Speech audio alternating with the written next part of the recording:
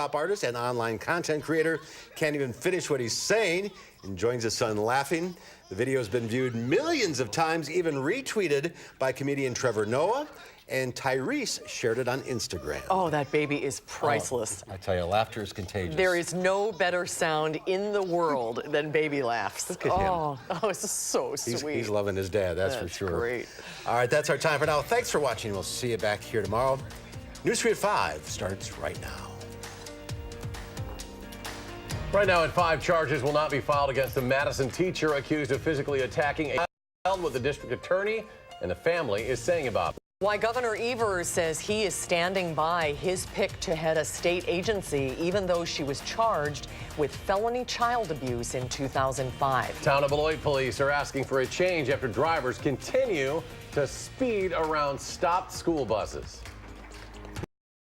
The Channel3000.com Alert Center. This is News 3 Now at 5. Thanks for staying with News 3. The Dane County District Attorney says no criminal charges will be filed against the teacher involved in an incident at Whitehorse Middle School. 3 weeks ago, it was reported that Robert Mueller Owens allegedly pulled the braids out of an 11-year-old student's hair during an altercation that escalated quickly. We have team coverage of this story with Jamie Perez and our Amy Reed, but let's begin with Jamie. Jamie? So Madison police have released their investigation report, and that report is about 80 pages long, and everyone they interviewed has a slightly different account of what happened. But the bottom line today is the DA says no criminal act was made. Here's what we know as of right now. In the report, police interviewed a total of 17 people, the student involved, the 2 teachers involved, and several other witnesses. The altercation stemmed from the student spraying Febreze when the teacher had asked her not to. That teacher called in behavioral support coach Robert Mueller Owens to assist in dealing with her as she wasn't following directions. What happened after that is where the accounts seem to differ. Some saying the student was pushed out of the classroom. Some of the others saying that she was patted on the back, trying to lead her out the door after disrupting the class. The report says that punches were thrown before everyone ended up on the floor. The surveillance video is not being released to us, but the report says it's difficult at certain points to even make out exactly what happened. The DA says he's aware this incident can bring up racial issues, but his decision was based on the evidence that he was given, and he did not see anything criminal about it. As a person of color growing up in this community, attending public and private schools, and now parenting 2 children of color in this community, I am personally aware of the racial inequities that historically and currently paint a very different experience for persons of color living in Madison. Now, after the DA said that no criminal charges would be filed, the girl's mother and grandmother went into the hallway and were very vocal about their frustrations, saying the girl did not follow directions and that she should have, but she did not deserve to be beaten by the educator and that he lost his cool. The girl has since returned to school, and Mueller Owens is still on leave. All right, Jamie Perez reporting out. Jamie, thank you very much. And after this incident, Mueller Owens was placed on leave, as she mentioned, with the district, but his job still very much up in the air right now. Amy Reed joins us now live from Whitehorse with what the district is saying. Amy? Right. The district said that for now, Mueller Owens is staying on leave. But before they decide any more, they have to get through that 80-page police report that Jamie was telling you about. In a statement today, the district said, based on the DA's decision, we will now use all available information from the police report to understand every fact and take appropriate action. Schools exist to nurture, uplift, and care for students. We must take every action to ensure that is true for every child. In an earlier release, the district said Mueller Owens will not return to Whitehorse Middle School, but now they have to determine if he broke with district policy in his handling of the situation. Earlier today, District Attorney Ishmael Ozan said that determination lies solely with the district. In the district's policy regarding use of restraint, the school board says it does not condone the use of restraint or seclusion by employees when dealing with students, and unreasonable use of force is expressly prohibited. However, later in the policy, it says there are times when reasonable restraint is necessary. Now, with those 17 different accounts of what happened, the district will likely have to determine if that use of force was reasonable, and right now they aren't sure when that determination will be made. Amy Reed reporting live. Amy, thank you. Let's get a look at the weather now. Meteorologist Dave Caulfield is on the weather patio. Dave? Well, Susan, we did have a fair amount of sunshine today, and that helped it feel a little bit better outside, even though temperatures were about 20 degrees below where they should be typically for this time of year. Doppler track not showing any flurry activity, so we don't need to worry about that across southern Wisconsin this evening. We're looking at partly sunny skies in Platteville on the Queen Bee Radio Skycam. Temperatures have moved into the middle teens across southern Wisconsin, 18 in Janesville, 16 in Mineral Point, and 12 in Viroqua. So better than yesterday, that's for sure, but we still have some improvement yet to go over the next couple of days. With that wind still a little bit breezy out of the north and west at about 10 to 20 miles per hour. It does feel like 1 above in Madison, 5 below in Lone Rock, and 0 in Watertown and Janesville. Your day planner for the next few hours, temperatures will continue to fall through the teens into the single digits by later on tonight with partly cloudy skies. We'll talk about that slow warm up on the way, plus what to expect with a new weather maker on the way this weekend in your News 3 Now First Alert forecast in just a few minutes. All right, Dave, thank you. And the Madison Water Utility has a reminder about all the damage that frozen pipes can cause and how you can protect your home during what seems like a never-ending winter. Even though it's March, of course, officials say it's important to keep your winter guidelines in place in helping you keep your pipes from freezing and bursting. They say to keep your thermostat at least 55 degrees and watch out for pipes that are close to windows, doors, or other areas that are more susceptible to the colder temperatures. The Madison Water Utility says there is no way to be 100% certain that your home is completely safe. Those pipes, and even if you might say, well, I've never had a pipe freeze before, there's always a first time, and this has been a really long, brutal winter. So it happens all the time. It's important to make sure your water pipes inside your house are ready. In the city of Madison, there have been 78 water main breaks since the start of the calendar year, including 4 just yesterday. There are new questions tonight about whether one of Governor Evers' cabinet picks will get confirmed by the Senate. Back in 2005, Dawn Krim was charged with felony child abuse. Rose Schmidt explains what led to that incident and the response from Republican leadership. Rose? Yes, well, Secretary-designee Dawn Krim told us in a statement that the incident served as the most difficult and trying experience of her life, and she's confident she will provide strong leadership to the state agency. But Republican state leaders aren't so sure. Governor Tony Evers says he found decades-old charges against Dawn Krim to be unsubstantiated. He chose her this year to lead the Department of Safety and Professional Services after she worked for him at the state's education agency. She's an extraordinary human being, and I do stand behind her. And I look forward to having the opportunity to talk to the legislators who may have concerns. Concerns that come out of charges from 2005, when pictures show Krim caused her then 5-year-old son's hand to bleed and be left with several puncture marks after she jabbed a pen into his palm. Court documents show it happened after she found out her son poked another child's hand at nursery school. The case resulted in a deferred prosecution. She was never found guilty of anything, and she's worked hard. Krim also worked as an assistant coach for the UW women's basketball team in the 90s. Governor Evers says he learned of charges against her while vetting her for the cabinet position. But Republican leaders are questioning her ability to lead that state agency. Senate Majority Leader Scott Fitzgerald in a statement called the new revelations deeply unsettling and saying they will almost assuredly raise questions from his caucus. A Senate committee will hold a public hearing to discuss her confirmation next Wednesday. The chair of that committee, Senator Chris Kapenga, says that hearing will give her an opportunity to explain this deeply troubling incident, but says it raises concerns about Governor Evers' ability to properly vet his appointees. But Governor Evers does say he knew about this. All right, Rose Schmidt reporting. Rose, thank you. And state records show 11 of the governor's top aides are being paid at least 10% more than their predecessors under former Republican Governor Scott Walker. In total, 27 of Evers' aides were set to make a combined $3.5 million this year. It's about $200,000 more than the equivalent Walker aides were making. That's about a 6% increase. Republicans call the raises, quote, excessive and part of a Madison first mentality by Governor Evers. A spokeswoman for the governor said that Evers, quote, believes in fair compensation for the professionals who choose to serve our community. A Madison woman is facing her 4th operating while intoxicated offense, a felony charge, after failing to notice that deputies were trying to stop her early this morning. Dane County deputies responded to a complaint about a possible intoxicated driver near the Beltline and John Nolan Drive. Deputies say the driver, 58-year-old Jeannie Gebhardt, failed to stop as she was unaware deputies were attempting to pull her over. Gebhardt was arrested on a felony OWI charge and also issued several traffic citations. A Brookfield man is facing charges on suspicion of leaving his house while he was on quarantine for measles. Waukesha officials said Jeffrey Morosky was infected with measles and put people at risk, so he was ordered to be in quarantine. This was last spring. He told deputies he was going crazy staying at home, so he hid in his wife's vehicle and she drove him to a Gold's Gym in Waukesha. An off-duty deputy recognized him. When they were pulled over, Morosky admitted to going to the gym. Police say a number of people have been injured in a series of crashes involving 30 vehicles. This is on an interstate bridge in Green Bay. All lanes of I-43 on the Leo Frigo Bridge were closed this morning as crews worked to clear the pileup, which started shortly before 8. The police captain says there were multiple injuries, including broken bones, but he couldn't say how many people had been taken to hospitals. City buses were brought in to keep those involved in those crashes warm. Families and police are asking for a change in the town of Beloit. Well, this comes after more than 90 incidents of drivers speeding around stopped school buses in the month of February alone. Rock County reporter Adam Duxter joins us from our bureau at the Janesville Gazette with what those in the area are doing to stop it. Adam?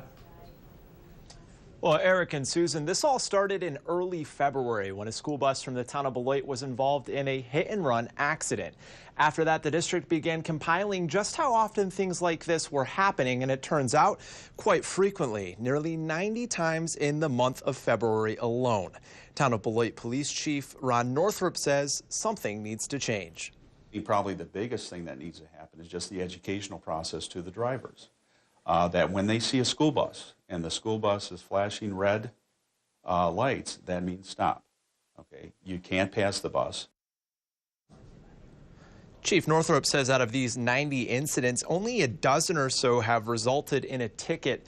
The reason being, he says it's nearly impossible to find these cars that are doing this without a license plate number. And coming up at 6, we'll hear from a family who had this happen right in front of their house while their son was getting off the bus. That's coming up later at 6. Adam Duxter in Rock County. Adam, thank you. Dane County is helping expand area bike trails. Dane County Executive Joe Parisi made an announcement that the village of Cambridge received $209,000 from the county's Park and Ride grant program. The grant will help grow a section of bike trail that will connect the east and west parts of the state. We are going to be able to connect Camrock County Park to what will eventually be a full-fledged off-road connector to the Glacial Drumlin Trail. And the Glacial Drumlin Trail, as you know, goes all the way near to Milwaukee and to the western part of the state.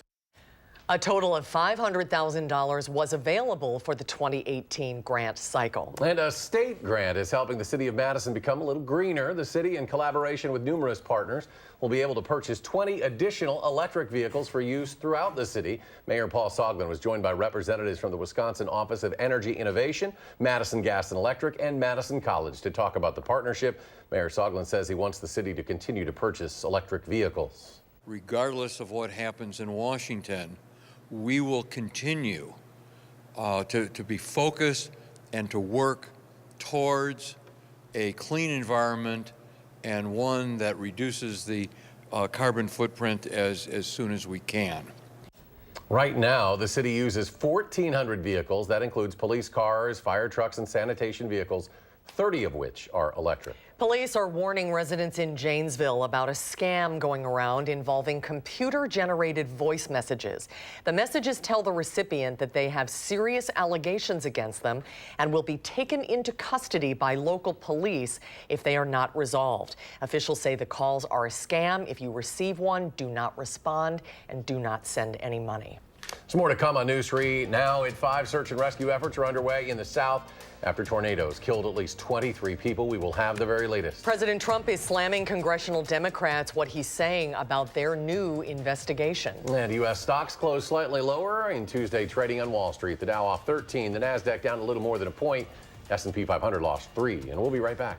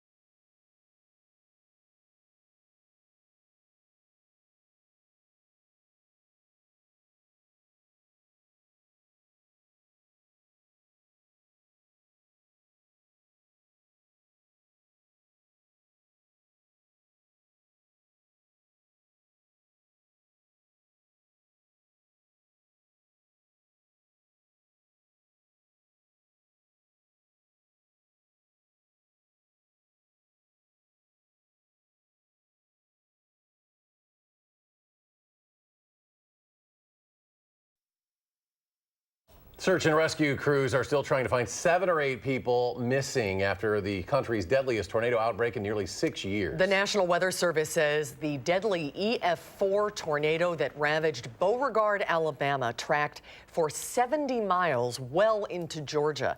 23 people died when 18 tornadoes touched down in Alabama, Georgia, Florida, and South Carolina on Sunday.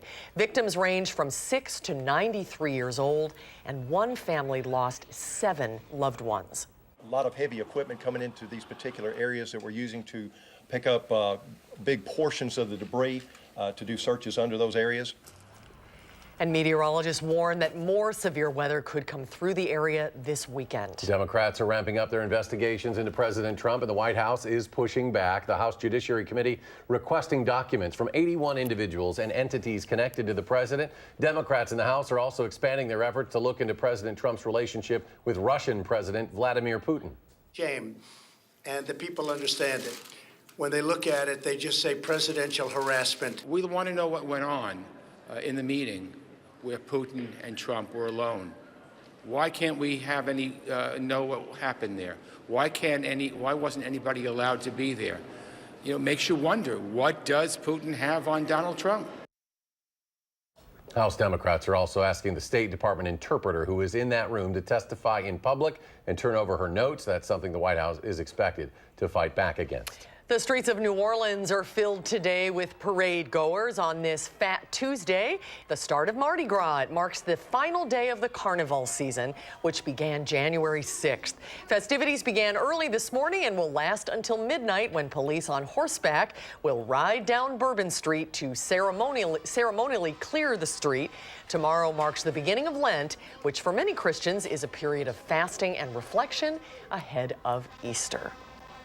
Nice day in New Orleans today. Let's get a look at our weather now. Dave Caulfield is here in the studio. Dave? Well, temperatures have to get warmer soon, Susan, because I gave up winter for Lent. So Mother Nature doesn't have a lot of time to get that in order before she goes against my religion. So just saying, we have seen the clouds on the increase over the last few hours. We started off with a lot of sunshine on this Tuesday. We've had more partly to mostly cloudy skies throughout the afternoon hours, but still not a bad day from the sky conditions standpoint. Still quite cold. In fact, about 20 degrees colder than normal for this time of year, but better than yesterday. We are improving. That's what it looks like in Platteville. Now we have moved to Madison on the Edgewater Skycam, and we're looking at mostly cloudy skies off in the distance. Today's high of 17. As I mentioned, about 20 to 25 degrees below where we should be for the beginning of March. We started off near zero, and I think we'll be close to that once again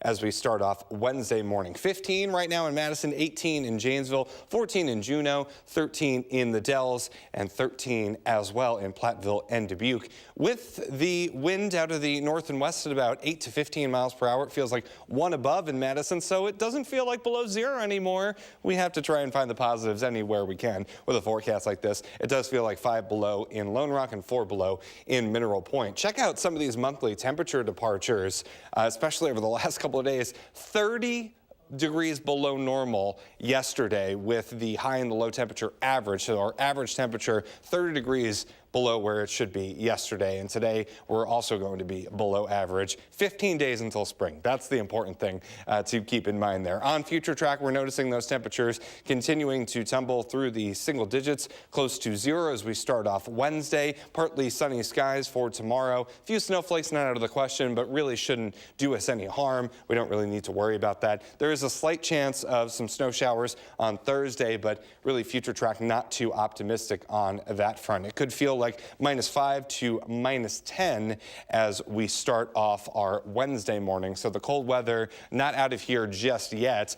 As we get the warmer weather this weekend, we do have alert days in the forecast, though, because we will have some rain develop, and that rain could be heavy at times, so minor flooding is a bit of a concern at this point. There's still a lot of ways that this low pressure system could go, so to speak. A lot of differences in opinion on the track with our weather models. So we're keeping an eye on it. This forecast not set in stone just yet, but it does look like the rain will try and mix to some snow as some colder air wraps around that low pressure system on Sunday. So alert days in the forecast for Saturday and Sunday for that reason. Then as we get into next week, it does look like we'll start off a little bit closer to normal in temperature land and quiet for Monday and Tuesday. And our next system could be here by the time we get into the middle of next week. Now, let's take a look at your first alert traffic update. Here is the Beltline and Gammon Road. No problems showing up in either direction there, but we are still noticing some slowdowns closer to Highway 14 and Park Street, also Fish Hatchery Road and John Nolan Drive. So the kind of midsection of the Beltline, you see a lot of yellows and reds showing up there. Here are your drive times, Verona Road eastbound to John Nolan. That's 7 minutes right now with an average speed of around 40 miles per hour, and some other routes running definitely a little bit slow. Westbound from the interstate to University Ave, that'll cost you 27 minutes right now with an average speed of around 35 miles per hour. And that is your first alert traffic update. So we're getting the warmer temperatures eventually. Hurry. It's just a crawl to get there at this point. And after all that rain, concerns about ice. And let me tell you, be careful, everybody. And if you didn't hear before, I fell and broke my arm this weekend. Oh, my goodness. It's crazy. So when you get a lot of rain and then it cools off, ooh, that makes me scared. Yeah. So take good care. Absolutely. It's dangerous out there. All right, All right, Dave. thanks, Dave. Thank you. Ahead at 5 for the second time in history, doctors believe they have cured a patient living with HIV. We'll have more on this medical breakthrough after a short break.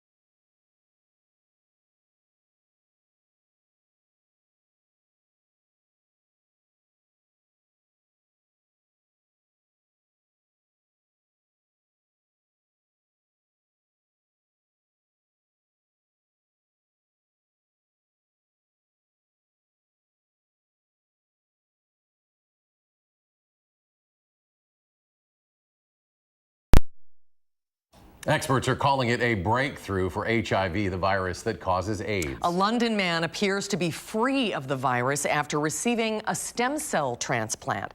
Kenneth Craig reports. For only the second time in history, researchers believe they've cured an HIV-infected patient of the potentially deadly virus. This is really exciting news. The latest person, known as the London patient, had leukemia and received a stem cell transplant to treat the cancer. The donor cells had a protein known to resist HIV. He has now stopped taking antiretroviral therapy for 18 months, and our researchers are unable to find any HIV in his body. Dr. Rowena Johnston oversaw the team at AMFAR, the Foundation for AIDS Research. She says this is more evidence that a similar treatment, which cured another man 12 years ago, can be successfully repeated. The only people who are going to be cured this way are people who have both HIV and cancer. And whatever the kind of cancer is, they need a stem cell transplant. Timothy Ray Brown is the Berlin patient, the first person cured of the virus after having 2 stem cell transplants. He nearly died from complications, but recovered and is still HIV-free. I knew I was the only person cured of HIV at that point, and I didn't want to be the only person. Dr. Anthony Fauci, who is in charge of government HIV research, cautions this approach is risky, not feasible, and not scalable. And so while interesting, it really does not advance the field very much. But he points out that it may have relevance for gene editing in the future. Kenneth Craig, CBS News, New York. And researchers say they are also monitoring a third patient who may be free of the virus as well. That patient has not been on any medication for the past 4 months. And stay with us. We'll have one final check of your forecast in just a moment.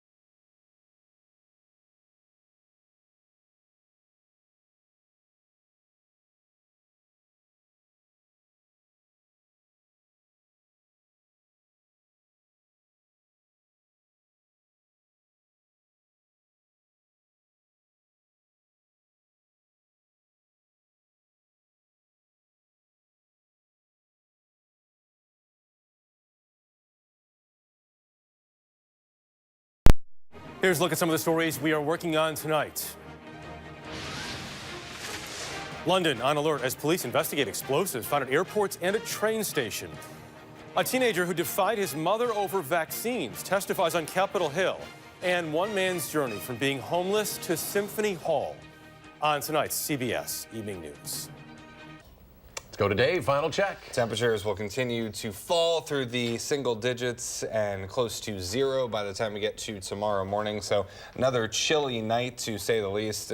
It's still cold outside, but temperatures will be getting a little bit warmer as we head into the next couple of days, slowly but surely. And then this weekend looking warmer.